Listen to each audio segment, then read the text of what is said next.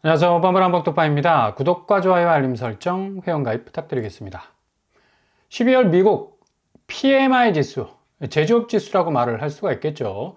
49.3에서 무려 0.9% 정도 더 오른 수치를 보였습니다. 이게 9개월 만에 고점을 찍은 수준이라고 볼 수가 있는데, 이렇게 미국 제조업 지수가 좋아졌다는 건 그만큼 산업 기저의 그 전반적인 흐름이 상당 부분 탄력을 받고 2025년도에도 이 제조업 부분에서 두각을 나타낼 수 있다라는 어떤 전망을 낼 수가 있겠죠. 당초 시장 예상치는 48.4였는데 실제로는 0.9포인트 정도 크게 웃돌았습니다. 그리고 선행지표인 신규 수주 지수는 52.5로 2.1포인트 정도 더 크게 상승을 했고요. 이렇게 미국은 3월 1일 처음 경기 확대에 진입한 전월에서 더 가속 페달을 밟은 걸 볼 수가 있겠습니다. 이런 제조업 지수의 상승 영향에 따라서 당연히 미국 증시는 폭발할 수밖에 없었고 12월 말 산타 랠리가 아니라 사탄 랠리가 오는 거 아니냐는 엄청난 우울한 분위기가 가득했었는데 그만큼 연말 홀리데이를 떠났던 투자자들이 다시 부메랑처럼 돌아왔죠. 1.77% 정도 올랐고요. 이 하락 구간이 있어도 뭔가 이 나스닥은 상당히 좀 단단한 어떤 지표를 형성하고 있는 걸 볼 수가 있습니다. 산처럼 지금 계속해서 세계의 모든 자본들이 미국 쪽을 향하고 있는 걸 볼 수가 있습니다. 이 블랙홀이란 말이 이 자본시장에 있어서는 엄청나게 위기감을 줄 수 있는 그런 어떤 키워드가 될 수가 있어요. 이게 본국이 아니라 주변국. 그러니까 통화 가치의 중심이 달러 중심으로 뭉치기 시작하니까 자국의 통화 가치가 계속해서 떨어져 나갈 수밖에 없는 거고 이런 자본의 블랙홀 현상 고스란히 지금 그 센터에 그 중심으로 자리 잡고 있는 미국의 금융시장은 2025년도도 상당 부분 날아오를 가능성이 높다는 얘기입니다. 그래서 이런 이유 때문에 S&P 500이 연간 23% 이상 상승을 하고 있고 2년 연속 20% 상승률을 지금 찍고 있지 않습니까? 이것도 말이 안 돼요. 어떻게 금융시장이 이렇게 호황에 가까운 어떤 추세를 보일 수가 있을까? 연간 20%. 올해도 20%를 예상하고 전망하는 그런 어떤 관점들이 많습니다. 그만큼 미국의 경제 자체가 악재보다는 호재가 더 많다라는 물론 어떤 그 달러의 어떤 약세 그리고 트럼프의 보호무역 관세가 무역전쟁으로 확대되면서 상당 부분 금융시장이 흔들릴 가능성도 있다라는 전망이 나오지만 그래도 전체적으로 보면 상당히 지금 미국 경제가 호황 속에 머물고 있기 때문에 미국 금융시장을 낙관할 수밖에 없는 전망이 나올 수밖에 없다는 얘기죠. 씁쓸한 건 지금 지금 코스피 시장 될 수밖에 없겠고요. 수익률이 그만큼 떨어지니까 이 투자자들이 더 이상 국내 국장에 대해서 관심을 가질 수 없다라는 어떤 비관적 전망이 나올 수밖에 없는 건데 개미들이 무려 55조 뭉칫돈을 서학개미로 완전히 트랜스포머 하면서 미국 증시로 올라탈 수밖에 없는 기본적으로 수익률이 따박따박 나오니까 사람들이 투자하는 이유가 뭐겠습니까? 수익 창출하기 위해서잖아요. 그러니까 당연히 수익률이 좋은 쪽으로 갈 수밖에 없는 건데 이게 아주 당연한 시장의 원리죠. 그래서 ETF 해외 주식 순자산 국내 주식을 첫 추월하기 시작을 했고요. 국내 주식 ETF 상장지수 펀드가 1년 새 12포인트 정도 급감하는 그런 모습을 고스란히 보여주고 있습니다. 완전히 지금 명암이 엇갈리고 있죠. 이렇게 되면 우리나라 금융시장은 더욱더 위축될 수밖에 없겠고 밸류업 한다고 해서 온 세상 여러 가지로 몸부림 쳐봤지만 역시 2024년도 작년 한 해의 코스피 시장은 상당 부분 어려웠다. 그리고 2025년도도 지금 불확실성이라는 엄청난 안개 속에 지금 딱 들어와 있기 때문에 한 치 앞도 알 수 없는 그런 불안정한 어떤 경제 궤적을 가질 수밖에 없다는 얘기죠. 지금 미국 주식 시장에서 테슬라, 한국 사람들이 가장 좋아하는, 선호하는 또 주식 종목 아닙니까? 당연히 수익률 부분에서 보장이 되니까 얘가 지금 310선까지 떨어졌다가 410선까지 그냥 쭉 하고 엮기 들어 올리듯이 수익률을 쫙쫙 올려주니까 성악개미들이 눈이 확 뒤집어질 수밖에 없는 거죠. 테슬라 한 달 수익률이 50% 이를 정도인데 서학개미들이 투자 이민 통했다라는 어떤 이 스스로 칭찬할 수 있을 만큼 투자의 어떤 정석을 제대로 보여줄 수 있는 종목이 테슬라로 좀 뭐 세팅이 되고 있는 건데, 대부분 뭐 저점 매수해가지고 고점에 뭐 갈아타는 그런 어떤 방식을 통해서 계속적으로 수익이라는 발전기를 돌리고 있다는 얘기죠. 게다가 엔비디아 역시도 뭐 수익률이 엄청나죠. 얘도 지금 연말에 엄청 훅 떨어졌다가 4.45%까지 지금 올라선 상황이고요. 이렇게 되다 보니까 뭐 엔비디아의 수익률 184%야. 어마무시하죠. 이 코스피 시장에서의 수익률하고는 비교가 안 될 정도로 이런 수치들이 따박따박 나와주니까 사람들이 그냥 여윳돈은 무조건 서학개미로 갈아타서 미국 증시 쪽으로 돈을 때려붓고 있는 그런 상황입니다. 팔란티어 테크놀로지 역시도 지금 6.25% 지금 오른 상황이고요. 79.89를 지금 찍고 있네요. 70 초반에 지금 머물고 있었는데 이렇게 계속해서 나스닥 지수들이 올라가니까 국내 자본이 뭐 고민할 이유가 전혀 없는 겁니다. 국장을 빨리 탈출해서 미국 증시 쪽으로 아주 빠르게 지금 자본의 흐름을 바꿔내고 있다는 얘기예요.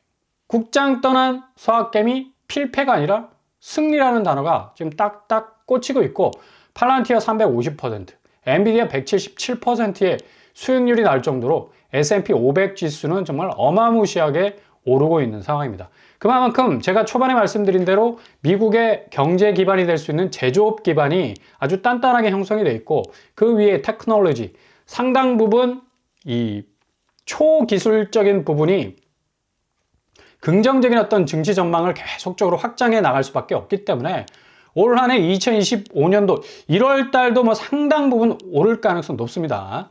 이제 새로운 정부가 들어서기 때문에 이런 어떤 기대감이 증시에 더 녹아 들어갈 수밖에 없다는 얘기죠. 브로드컴 역시도 뭐 지금 한국 사람들이 제일 사랑하는 그런 어떤 주식 종목 중에 하나 아닙니까? 0.25% 올랐네요. 여기는 좀 아주 단단한 뭐 궤적이 횡보하는 궤적인 것 같지만 좀 은근하게 수익률을 또 보장해주는 그런 어떤 모습도 보여주고 있고요. 브로드컴이 24%대 미국 증시는 참 이게 폭등이라는 어떤 수익률 정점을 찍는 어떤 궤적을 가지고 있기 때문에 그래서 서학개미들이 뭐 러시할 수밖에 없는 겁니다. 계속해서 자본이 이게 국내 자본이 해외 뭐 코스피 시장에서의 유출이 상당 부분 뭐 우려가 된다고 하지만 국내 자본도 무시 못 하거든요. 뭐 주중의 장세를 코스피 장세를 보더라도 이제 외인이 조금씩 매수하는 것 더블 이상 개인이 빠져나가는 그런 모습을 보일 정도로 미국 증시가 지금 화랑합니다. 이런 이유 때문에 올해 주요 자산의 투자 수익률을 한번 볼까요? 비트코인 136.3%. 와. 1,500만 명이 지금 한국 사람들이 이 비트코인 그리고 가상화폐 자산에 투자를 하고 있다는 건데 굉장한 수익률을 가지고 있죠. 그리고 금 42%, 그리고 미국 주식이 26%. 어마무시합니다. 이에 반해서 지금 서울 아파트 정말 뭐 어떠한 세계의 안전자산보다 더 큰 수익률을 가져올 것이라 믿었던 서울 아파트가 4.5% 딸랑. 수익률이 훅 떨어지는 걸 볼 수가 있죠. 그리고 지방 아파트는 뭐 마이너스로 지금 가고 있고요. 그만큼 부동산 부분에 있어서 수익률이 지표만 보더라도 엄청나게 떨어져 나가고 있기 때문에 여기에 진입하려 했던 자본들이 고스란히 이쪽으로 이동할 수밖에 없는 지금 상황이라는 얘기. 이 지표만 딱 봐도 2025년 앞으로 서울 집값과 그리고 한국 부동산 시장 가치가 어떻게 변화될지는 바로 한눈에 들어올 수밖에 없는 거죠. 나스닥 지수가 이렇게 용오름처럼 뭐 쭉쭉 올라서고 있는 건데 이에 반해서 한국의 부동산 시장은 수익률 자체가 굉장히 초라할 수밖에 없는 거고요. 당연히 아파트 거래량 수익률 떨어지니까 여기에 진입할 사람이 별로 없는 거예요. 7월 달에만 뭐 9,518건으로 정점을 찍었다가 지금 10월에 4,000건으로 쑥 내려왔는데 11월, 12월 거의 뭐 3,000건, 2,000건 수준으로 내려앉고 있습니다. 이 거래량은 앞으로 아파트 가치의 분명한 선제 지표를 보여주게 될 겁니다. 그래서 17개 자산 중에 올해 손실 볼 자산은 3개뿐이었다. 이 중에서 2개가 한국 관련 자산이었다라는 얘기. 아파트가 4.5%, 서울은 조금 상승하는 동안 지방 아파트 가격은 1.7% 떨어지면서 양극화 현상이 심해졌고요. 결국은 이 저울추가 서울 아파트가 끌려갈 수밖에 없는, 딸려갈 수밖에 없는 동반 하락의 양상이 충분히 진행이 될 것으로 예상이 됩니다. 뭐 주요국 12개월 선행 주가 수익 비율 PER이라고 하는데 뭐 한눈으로 딱 봐도 중국 떨어져 있죠. 한국 떨어져 있습니다. 일본은 그래도 선방을 좀 했습니다. 그만큼 지금 중국의 경기 침체와 한국의 경기 침체 지금 동반해서 가고 있다라는 얘기고, 주가 부분 그러니까 금융시장 부분에서도 상당 부분 어려움을 겪을 가능성이 굉장히 높다는 걸 볼 수가 있죠. 고스란히 뭐 아파트 시장은 이런 영향을 받을 수밖에 없겠고요. 1,000만이 넘게 사는 서울 매매가 단 11건밖에 나오지 않고요. 전세 1건, 월세 3건. 이게 주말 지표라서 이렇게 적게 나왔지만 그래도 이전 같았으면 주말 지표도 150건 훨씬 넘어섰습니다. 이렇게 아파트 평균 거래 금액도 지금 줄어들고 있고요. 분명한 건 절대로 서울 불패, 강남 불패라는 말은 이제 사라지게 된다는 얘기입니다. 명확하게 아파트 자산 가치 시장 변동성이 상당 부분 커질 수밖에 없는데, 이게 우려가 되는 건 노후 자금까지 연끌을 하다가 작년 8월이죠. 어마무시하게 사람들이 집을 사들이기 시작하지 않았습니까? 작년 34,000명이 퇴직연금까지 딱 깨버리고 집을 샀는데, 이 중도인출 80%가 주택자금 마련용이었다는 얘기예요. 이게 판단 미스로 이어질 가능성이 굉장히 높다는 얘기예요. 집값이 지금 하락하고 있는데 대폭적으로 하락할 때면 노후자금난을 우려할 정도란 얘기죠.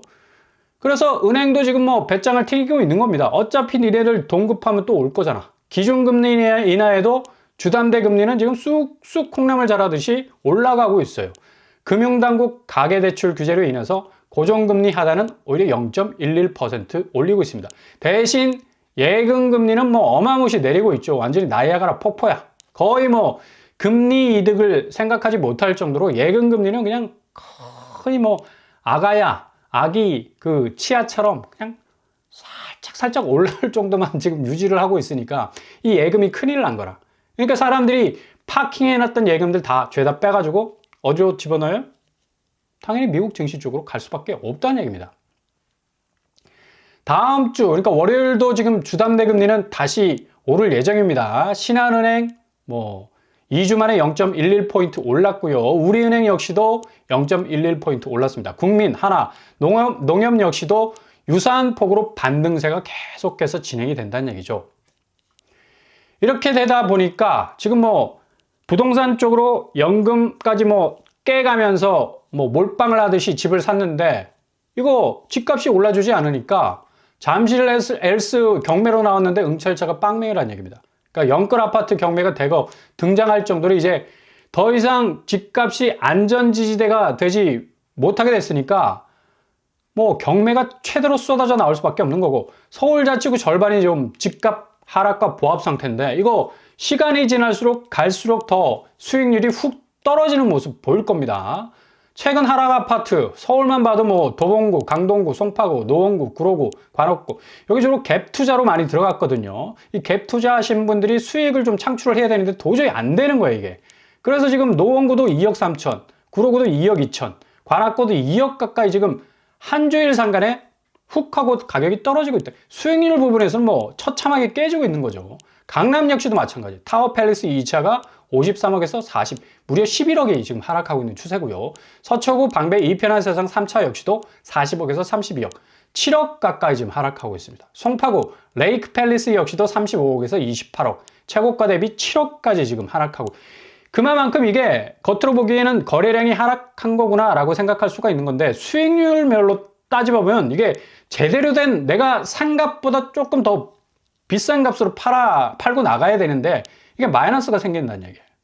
지금 최근에 분양한 아파트들 볼까요? 레미안 라그랜드 지금 12억에 지금 이 거래가 되고 있죠. 근데 분양가도 10억에서 11억 사이, 그리고 뭐 이것저것 옵션비 다 확장비 합치면 12억 가깝습니다. 거의 수익률로 지금 아파트 팔아버린다면 거의 제로가 나올 정도로 오히려 마이너스를 또 걱정해야 될 필요가 있겠고요.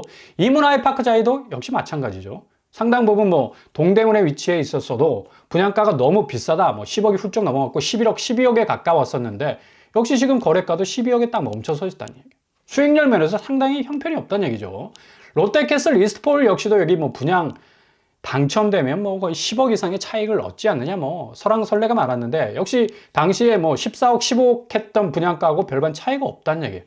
그만큼 지금 부동산 시장에서의 수익률, 서울 아파트값 상승 끝, 이젠 하락만 남았다라는 어떤 한숨이 나올 정도로 굉장한 어떤 편차를 보이고 있는 걸 볼 수가 있다는 얘기입니다.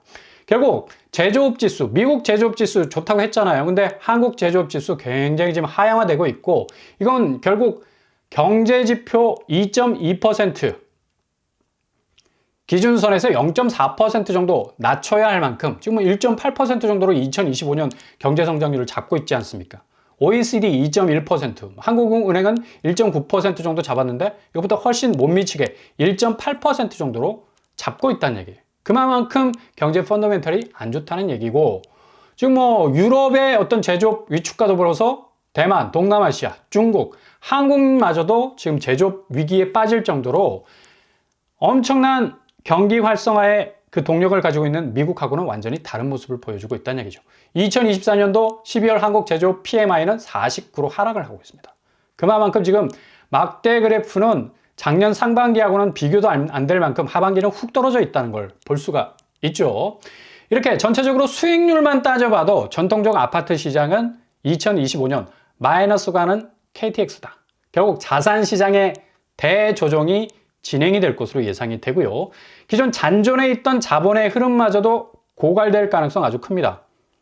더 이상 아파트 시장의 차익이 실현될 기미가 전혀 보이지 않는 상황에선 관망이 단절로 이어질 가능성 높고, 집주인이 손절을 칠 정도로 손해를 감수하고 현금 확보에 주력할 거고, 당연히 뭐 집값은 엄청난 뭐 변동성, 동시에 매수세는 유입할 수 있는 브레이크를 딱 걸어 잠그고, 완전히 집값이 손에 닿을 정도 떨어질 때까지 기다리는 그런 분위기가 계속적으로 이어질 것으로 전망이 됩니다.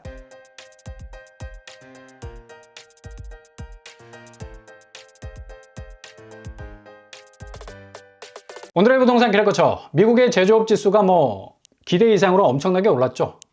이와 동반해서 미국의 금융시장 역시도 나스닥 엄청나게 상승하는 모습 보이고 있고요. 반대적으로 한국은 지금 불확실성의 안개 속에 딱 갇혀 있기 때문에 앞으로 경제의 어떤 근본 체력과 동시에서 금융시장마저도 상당 부분 지금 위축된 자본이 지금 해외 자본뿐만 아니라 국내 자본까지 좀 빠져나가는 그런 모습을 보이고 있기 때문에 고스란히 기승전 부동산 시장은 이런 영향을 받을 수밖에 없겠죠. 수익률 부분에서는 금융시장의 수익률과 정말 이전에는 훨씬 부동산 시장이 좋았어요. 이게 완전히 역전이 됐다는 얘기죠. 더 이상 부동산에서 뭐 과감한 어떤 공격적 투자를 통해서 수익을 얻을 만한 분위기 전혀 아니기 때문에 집주인들이 오히려 다 팔고 나오는 투매에 가까운 가격 조정이 이루어질 가능성 아주 높다는 얘기입니다. 오늘도 응원합니다. 항상 여러분의 길이 꽃길만 되실 수 있길 바랍니다. 자, 오빠 한번 끝방 마치겠습니다. 구독과 좋아요 부탁드립니다. 감사합니다.